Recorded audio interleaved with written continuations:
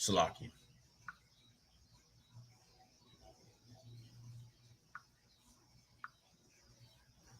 I should entitle this video "In Your Face."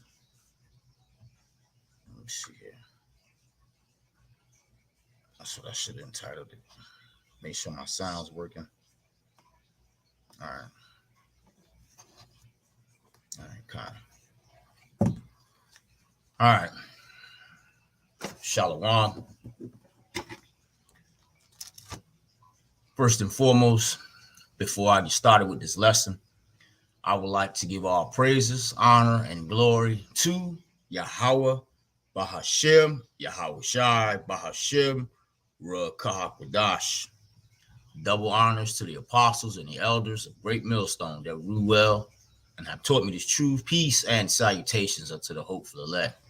And to you, I say, Shalom. Hey, Shalom to you, Akim. Shalom to you, very few Aqua. And Shalom to the hopeful elect. And that's going to be a real quick lesson through the spirit and power of Yahweh Bahashem Yahweh Shai and Yahweh Ratazah. This lesson will be edifying to someone, man. And shalom to you, brothers. Shalom to you, few sisters that are tuning in or that's going to watch this lesson later. But the title of the lesson is called the MOTB, Revelation chapter 13, verse 16 through 18. You see that? So I'm going to jump right in there, man, because, you know, these things here, you know, are being made plain upon tables, man. Right? It's very, very easy to see what the MOTB is. You see that? So before I get started with this lesson, I want to read this here. This is the book of Habakkuk, chapter 2, and I'm going to start at verse 2. And the Lord answered me and said, write the vision and make it plain upon tables. You see that? And, Slakia, that they may run that readeth it. See that? Verse 3, for the vision is yet for an appointed time. You see? But at the end it shall speak and not lie. Though it tarry, wait for it, because it will surely come. It will not tarry. You see that? So, you know, these things here are being made plain to those, all right, that are out there, man. And if you still think that the MOTB is something that other than what we tell you that it is, then, you know, I don't know what else to say, man. Now, this right here, this right here is a palisade, right? And I'm going to get into it. Right, this is one of the needles that they want to use to stick you with, man. You see that? See how it's sharp and pointed at the end? You see? I want to show you something here. This right here, Shalaki. This right here, you see that? This is the MOTB, man. All right. The MOTB, right? The charagma that they want to implant inside your body, right? Inside of everyone's body, man. You see that? It's the size of a grain of rice, right? This is what they want to use right here, man. You see that? And if you take this, you are going to be destroyed, man. You see that? Can you see it real good? This is what they want to use to put inside of your body.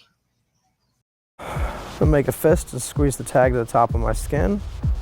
And when I approach the device, it opens the Facebook page I set it to. Colin Cravino has a microchip implanted in both of his hands. Some people just look really grossed out. I put my hand up and I let them poke at it and they freak out. Developed in the 1950s and 60s, RFID chips, short for radio frequency identification, have been used by retailers to track packages and prevent theft. Farmers use the chips to keep tabs on their livestock. Pet owners use them to identify their cats and dogs. And lately, members of the so-called body hacker movement have been implanting RFID chips under their skin, programming them to perform various tasks. Colin Cravino, a smartphone repairman in Brooklyn, New York, uses his chips to open his front door. He found them on a website called Dangerous Things that sells implant kits and offers user tips. I came across it when I was doing research on the Samsung Deadbolt that I bought. And then the first thing that I noticed was that I could get an RFID tag that would work with the deadbolt. Corvino plans to modify one of his motorcycles next.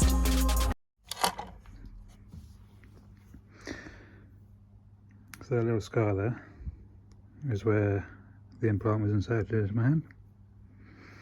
The implant's currently sitting there. It does move a little bit, but not too bad. I did hit it a couple of months after I had it done, which moved it. But yeah, you can see it moving around there.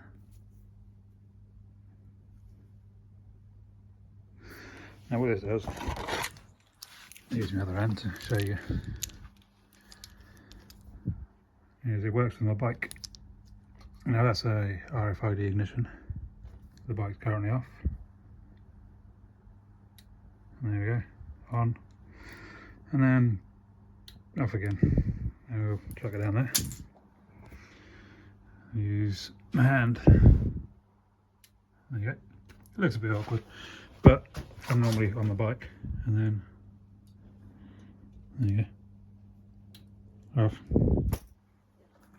I'm not going back to normal keys. The only problem really I have with the implant is remembering to take my spare key when I go for the MOT. Show you my motorcycle that I rewired to accept RFID authentication. So first, you can see that the key is in the off position, and turn on the engine run switch, which also activates the RFID reader. And right now, it turns over, but it doesn't start. But the RFID reader antenna is here. So when I authenticate, the bike powers up.